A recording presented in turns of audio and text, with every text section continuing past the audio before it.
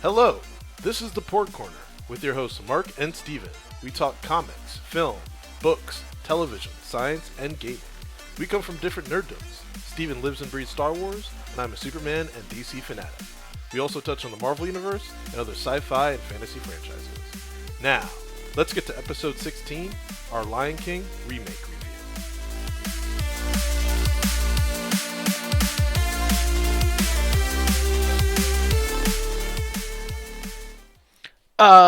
Svenja, Chihuahua. That's how you start it, right? Sure. So clearly you like the movie. All right.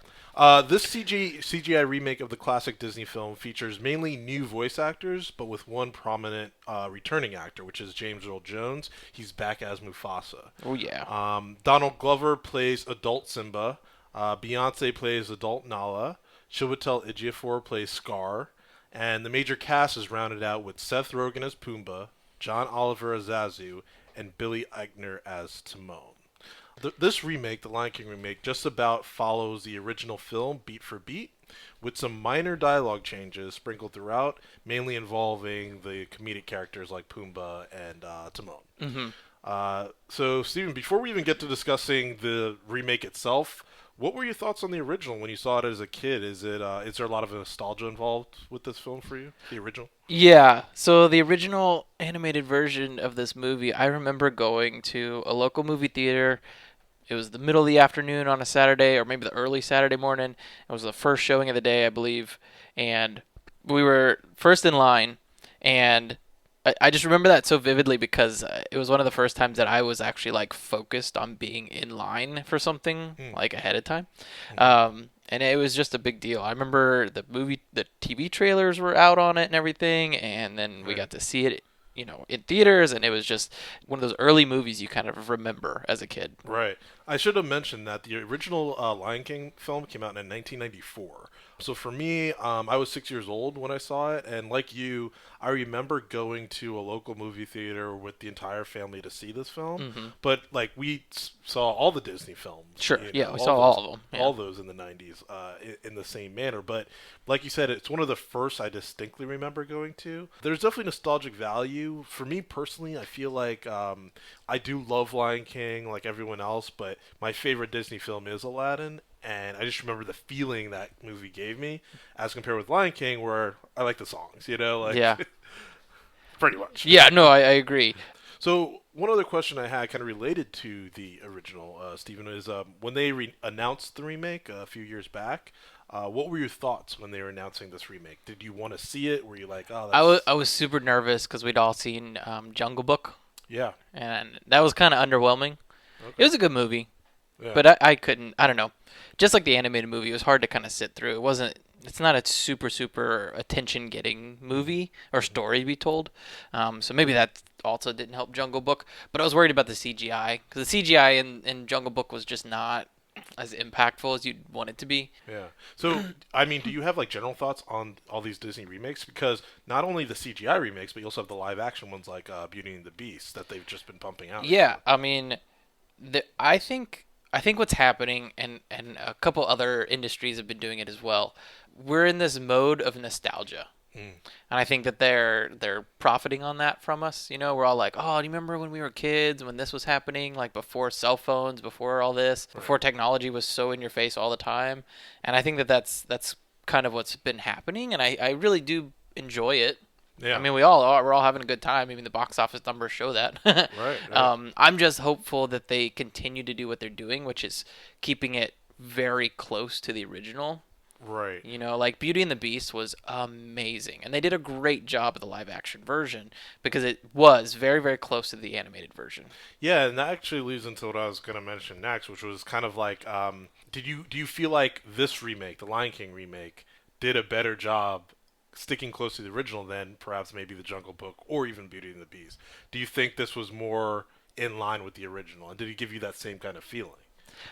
So hard to say because Beauty and the Beast, I've been watching the live action version a few more times, Mm. and then I have the animated version Okay. more recently. So my memory is saying the live action is what I remember now. Right. You know what I mean? Right. So same thing with Jungle Book, same thing with this, The Lion King. I mean, I'm pretty good at remembering most of the wording, like the script from the animated version. So I Right. did notice when some of the jokes were different, or when like Mufasa says "Help me, Scar," but in the animated version he Mm. says "Help me, brother."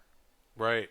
One of the things I noticed with this film is in terms of changes. Again, I don't remember the specifics as much as you like that, but again, the feeling Hmm. and like with that specific scene with Mufasa and Scar on the hilltop, I remember that scene being, I guess, more impactful as a kid, and maybe it's is because I was 6 years old, so Maybe. it was more heartbreaking. But this one felt a little different, a little not as emotional, I guess, as the original version to me.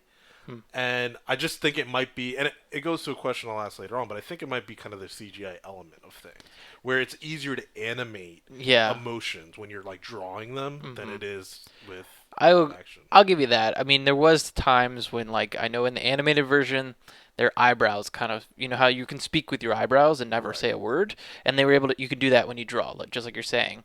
right, So there is some of that missing when when the CGI lions are talking to each other. right. Um, I don't know. I felt the same impact. I don't know if maybe it's because you knew it was coming. Yeah, that could be it. As a kid, you don't see those cues that like a script is putting. Right. It, at this point as adults, we know kind of like hero's journey. We Uh know huh. these standard tropes Yeah. that we get. So like we know the father's gonna die. Right. He has to He for has to. Simba to ascend to the throne. Sure. That's the whole point. As a kid, it's shocking. Mm-hmm. And so that could certainly be part of it. But I do feel like there's an element of that CGI portion of it Uh huh. that just doesn't necessarily come through. Sure. Sure. Also comparing the original a bit, did you have a favorite character from the original growing up, and did you have a favorite one in this film? Maybe there was a changeover. It was definitely a change. My Okay. favorite character in the animated version was Timon, Mm, voiced by Billy Crystal. right. And his jokes is very funny. He's very witty. He is the brains of the operation. And then in this one, it definitely switches to Pumbaa. Pumbaa. With Seth Rogen, and you're just like, oh my gosh, his jokes are ridiculous because they gave them the freedom to ad lib just a little bit, so it's not script word for word from the animated to the live action. But then also we have Billy, how do you Billy pronounce this? Eichner. Eichner. Yeah, played So Eichner, his character, his version of Timon is really good, and I think it's more Meerkat than Billy Crystal's version of it. Timon. Where he's kind of bouncy, a little bit jumpy, a little jittery with his conversations. He's kind of pushy, but then at the same time, he's also a little bit reserved. Right. And then he's not always the brains of the operation, but he takes credit for being the brains of the operation. I love that. It was really funny. I don't know if that was improv. I kind of hope it was. That like Billy Eichner and Seth Rogen just riffed off each other like Yeah, that. see, It worked really well. I mean, so I watched the animated version last night, and Billy Crystal's Timon does the same thing. He does a little bit of that. Why didn't I think of that? Oh wait, it was my idea. I am the brains of the operation. So there is a little bit of that, Right. but they just kind of tend to make him seem like he's the leader of the pack, the Right. smart one of the group. Whereas this one, in live action, he's not as smart, Right. air quotes smart, as he was in the animated version. I He's think just a fast talker. he's a real fast talker. Which is like we generally take that for being smarter, but it's like in this one it was just not the case. Uh-huh. One thing that I want to mention with the casting though is I really do feel like those support characters, and really I think most of the cast was brilliant. Mhm. But really those support characters with Seth Rogen, as you mentioned, as Pumbaa, Billy Eichner as Timon, and then John Oliver as As Zazu. Zazu, yeah. All those guys did incredible job with them, and they made those characters their own. Like they felt Right. different than what I remember. Right. Yeah, they brought in the whole cast of comedians, including Michael Key Oh, as one yeah. of the He was as a one of the hyena, hyenas. right? Yeah. Now I wonder if he's the annoying one. He's not the annoying one because you could hear his voice say Okay. "Stop touching." Like I picked up on it immediately. He's like, "Why are you so close to me? right now is not the time. Was that in the original? Like that kind of through joke that was uh, consistent throughout the movie? yes, but in a totally different way. And that's one of the big things I want to discuss here is Sure. the hyenas. It takes a different approach than the animated version, and I think that that's a good thing because it's more realistic Mm, to the animal world. Yeah, the way they portray them. So the hyenas are their own pack, hmm and they have their own leader. And then Scar shows up and offers them something they can't refuse, Right. instead of just automatically being their leader Because he's a lion. because he's a lion. Yeah. So there's that. I like that element of it. Right. You know, he's offering them something, so they take advantage of that. You know, because they are scavengers. It's a scavenger animal. Yeah. And then Key's character is really funny, and he plays off the dumber character who can't get his own personal space and is always repeating himself with dumb remarks. One thing I wanted to mention with kind of Scar, because you had mentioned Scar. For me, and I remember the original. Original was Jeremy Irons, I believe, played Scar. Okay. And this one Yeah. was Chiwetel Ejiofor, who's a brilliant actor. Mm-hmm. And I came out of that film obviously hating Scar because he's Bad a guy. terrible Right. lion. Right. He threw somebody off a cliff. Yeah. Yeah, he's a bad guy, like in this truest sense of the word. But I came out of that movie, the remake, loving the actor, the performance Yeah. of Scar, and I felt it actually kind of surpassed the original, and like how much I hated this character. How much Yeah. he just gets under your skin. He made it real. He made it He very feel made it real. really, and his conniving, like obviously he does it in the original, Mm-hmm. but the element of conniving to him was I guess a little more subtle, Mm-hmm. and I don't know if kids would pick up on that, but he felt like a real type of character, someone Yeah. you could meet in the real world. Yeah. And that's what made him scary too. Mm-hmm. So I really loved his performance in that. I He think did a stood good out. job. I liked it. I mean, I was at no point did I think that they miscast any character except for Except for who? young Simba. So explain this to me, because you mentioned this after the film. Why do you think that was a miscast? So I feel like they cast a young male voice that could sing, and then they asked him to read, and they picked him based on his singing voice. Because his songs are beautiful. His voice is beautiful when he's singing. But when he's just talking to his father, when he's talking to Mufasa, there's no inflection on his voice. And I don't feel the concern in his voice. I don't feel the character coming to life for him. And again, he's a young actor, so he hasn't had the years of perfecting it like James Earl Jones has, because when he spoke in both the animated and the live action, I felt the same impact from Mufasa in Right. both movies. The young man, I think his name is J.D. McCrae, Mm-hmm. and he's again beautiful singer. I feel he didn't emphasize some of the points a little bit when talking. So I guess it goes to kind of how they casted the main characters in this, for the most part. So most of the main cast seem to be singers 1st, actors second. So you have, again, Beyonce as Nala. So singer first, actor second. Yep. Donald Glover. He's a triple threat. He is a triple threat. So he is an actor and a Yeah. singer and a rapper. So Right. he's all the above. Yeah. But it looks like that's... And a they were- comedian. And a comedian. Yeah. So they're really going for everything. Yeah. With casting that. So I guess when they put out the call for auditions, they were aiming for a I'm great sure they singer. started with singers. Yeah. Yeah, of course. And then they probably got an acting coach for the kid and Yeah. all this stuff, Yeah. to Because I would I mean, Simba for me, so he didn't come to life for me until Donald Glover. Because again, he started inflicting his voice. He started having compassion. He started having doubts in himself. He got confident, and I felt the confidence in his voice. So again, I just feel like that one character, that one actor, was just a miss. One thing I wanted to bring up, because we were mentioning the song and let's say dance aspect of this, is that difference. Is that the original, because it's animated, you can do these dance numbers. And something you mentioned after the film, like I think in I Just Can't Wait to Be King, there were like animal pyramids, if I remember. Yeah, the stacking of the animals that are spinning, and then they Right. keep opening up like flowers, but it's just the necks of the animals. A Yeah, typical Disney like animated number Right. performance. yeah, Now with this CGI version, which is trying to go for the realism aspect of things, you can't really do that.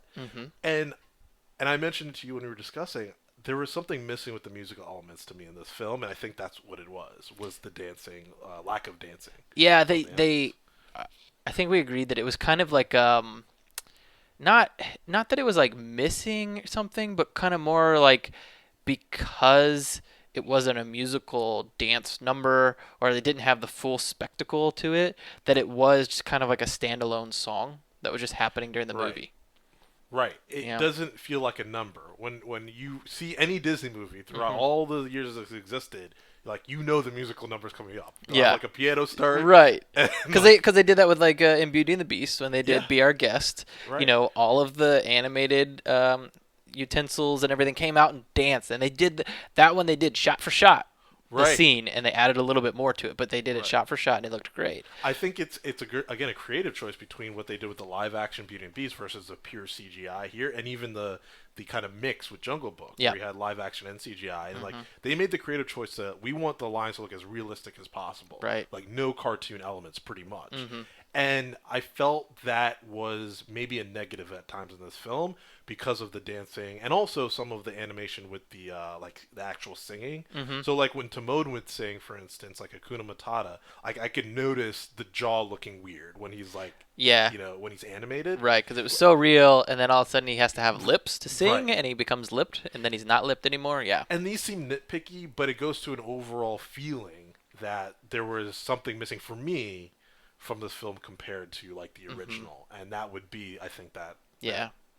that I animated funness. And I wonder if we were supposed to interpret it more as like an internal monologue than an actual voiced musical number. Yeah, Because like I'll give you a good example. Scar, when he has his song when he's convincing the hyenas to work with him. like Beware, I think. It Yeah, I is. think that's what it's called. Yeah. He's singing and they're not singing. In the animated one, they're like backup singers. They're kind of like ooh ah, you know. Right. And there's like green smoke, and there's a whole bunch of them dancing, and they're dancing in the green smoke shadow and all that. Mhm. Whereas this one, it was just him literally climbing to the top of the mountain, singing, the Beware song, and by the time he gets to the top, he's belting it out. And Right. it's again a beautiful song, beautiful voice, but there's no musical number to it. So it Right. kind of almost feels like it's an internal monologue that we're hearing. Right. You know, Right. I don't know.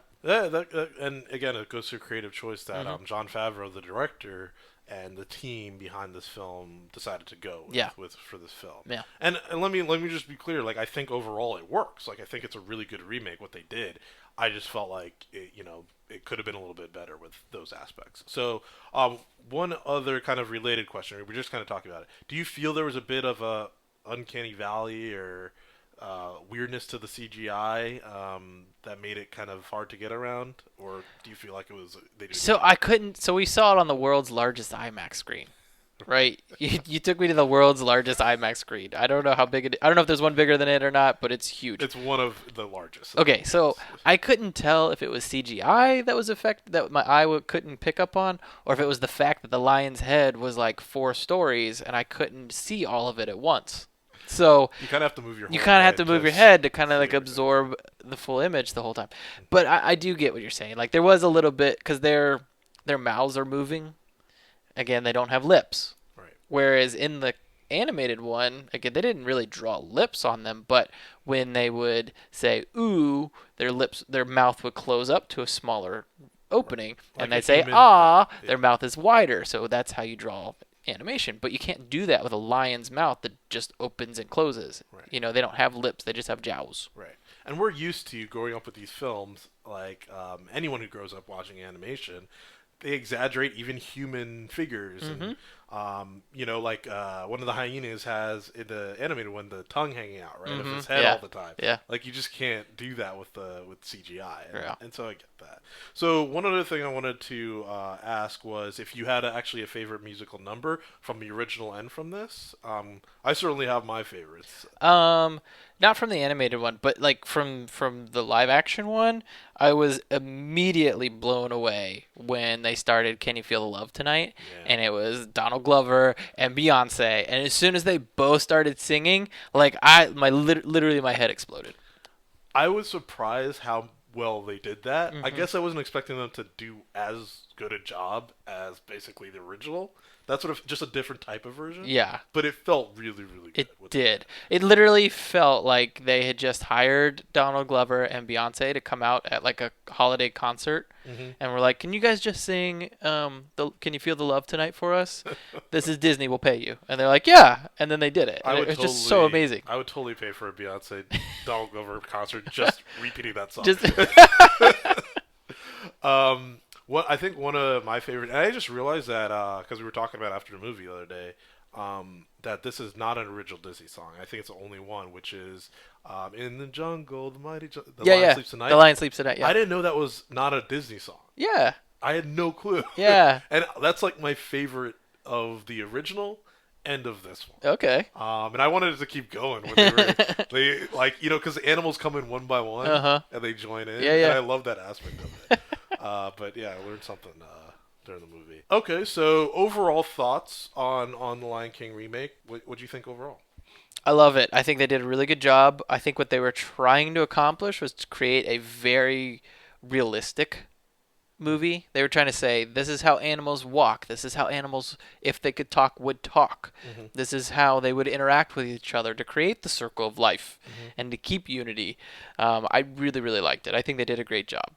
One thing I actually, before I give my overall thoughts on it, that I really liked about this film is they moved the magical elements of the original into it.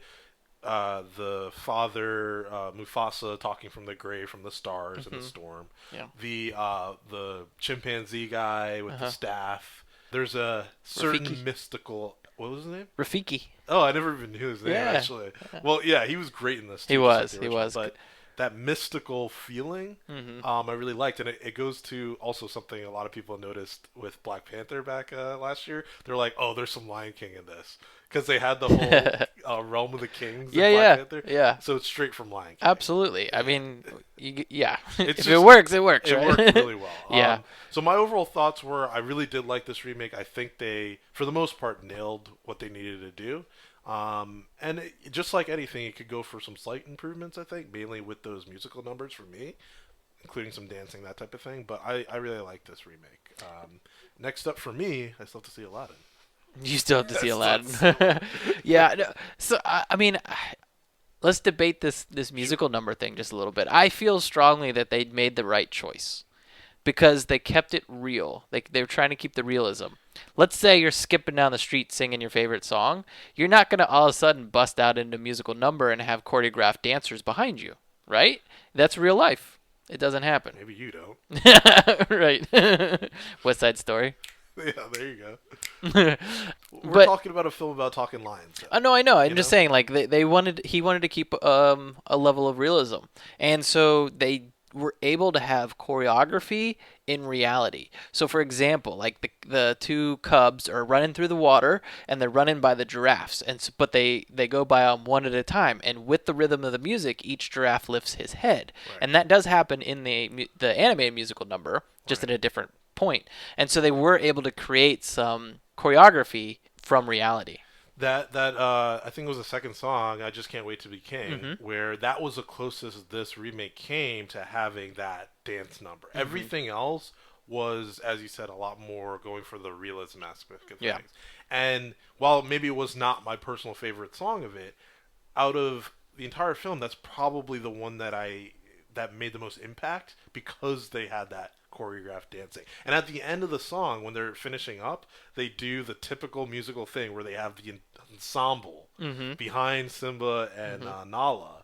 They have all the animals come up behind them and they, finish the song together. And they did that. They did that in the live action one. That's what I'm saying. Oh, okay, okay. That was like the one song I can think of where they Yeah, really did that. you're right. But it's also the one song they really do that to the max in the animated movie. Well, it's been a while since I watched the anime. Yeah, because that one they literally in the animated movie. Once he starts singing that song, the artwork changes. It actually becomes very bright colors and not realistic colors, and like the grass is all flat neon green instead of having some depth to it, and like the plants turn red and the sky turns orange, and it's really bright and pretty. Right. So it is. I think that's the only musical number in the animated movie where they actually do separate it from the reality of the movie. Right, right. Well, and also the Beware song. I think when you're mentioning the hyenas kind of Yeah, dancing in the background, um, with the green smoke. But again, right, the they're green smoke. they're in an area where the tar pits where the smoke kind of suddenly pops up. So it just Right.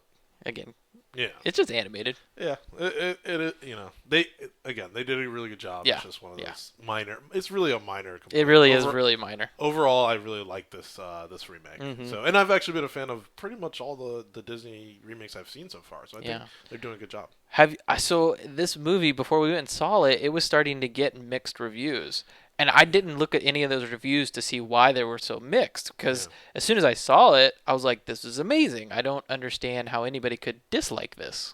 So what I saw, and I didn't read through a lot of them, but the general theme that I was hearing is that a lot of the critics were like, "This is a beat for beat of the original film," which is begs the question: isn't that what people want to see? Or maybe it's not. Maybe people want to see kind of an original take on these films. So, like, I haven't seen it yet, but Aladdin, you can speak to it. Hmm. That was very different than the animated, I suppose. Yeah, yeah. I mean, it takes the same storyline and then adds elements to it, and there's a little bit of a uniqueness to it, but it is still the Aladdin story, so you don't Right. feel so disconnected. Right. I guess so. I think again, I really, really think that they're banking on this nostalgia that everybody's really striving for right now. Well, it's like, yeah, people our age, millennials, like, we now have money. So, Right, and exactly. we make up a huge just consumer block now. So, of course, Disney's going to play on those heartstrings and Yeah. nostalgic feelings for these franchises. So, final question. What Disney remake would you like to see next? That was we did that question when I interviewed Dr. AP when we did our Aladdin review, and she wanted to see because we didn't know it was coming yet, The Little Mermaid. Right. And so now she's super excited because that's coming. The live action Little Mermaid's coming. And since then, we have had And announcements. we've also have a Mulan coming out too. I That's s- live action. That trailer was very interesting as well. Yeah, I don't know. I mean, man, that's a lot of the good ones. Yeah, I think they've like gotten most of them down of the new ones because And there's a second Maleficent coming out, right, which would be really good that because the first trailer one was looks so very good. Gosh, I don't know because Yeah.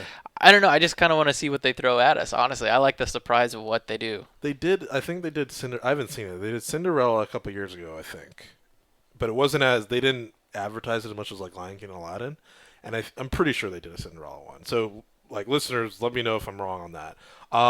Snow White. Have they done Snow White? I don't know if Disney did it, but it was called Snow White Snow White and the Huntsman. Right. Yeah, I don't know if it was Disney, but yeah, with Chris Hemsworth.